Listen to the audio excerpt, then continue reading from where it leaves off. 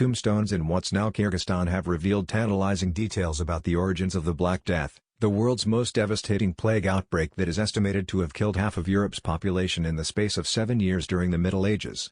The source of that pandemic has been debated by historians for centuries, but the inscribed tombstones, some of which referred to a mysterious pestilence, and genetic material from bodies exhumed from 2 grave sites that date back to the 13th century have provided some concrete answers to this long-standing question. Researchers first excavated the burial sites in the 1880s. The tombstone inscriptions, written in the Syriac language, were painstakingly re-examined in 2017 by historian Phil Slavin, an associate professor at the University of Stirling in Scotland. He noticed that of the 467 burials that were precisely dated, a disproportionate number, 118, were from just 2 years, 1,338 and 1,339.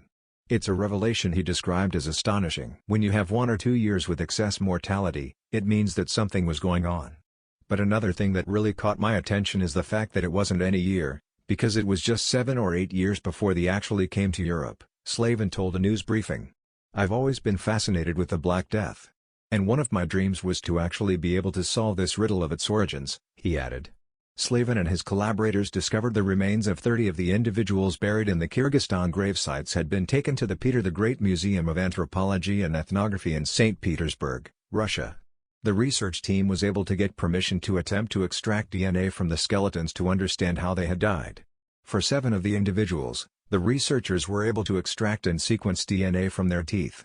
In this genetic material, they found the DNA of the plague bacterium, which scientists call Yersinia pestis, in 3 of the individuals, who all had the death year 1338 inscribed on their tombstones. This confirmed that the pestilence mentioned on the tombstones was indeed the plague, which is spread from rodents to humans via fleas.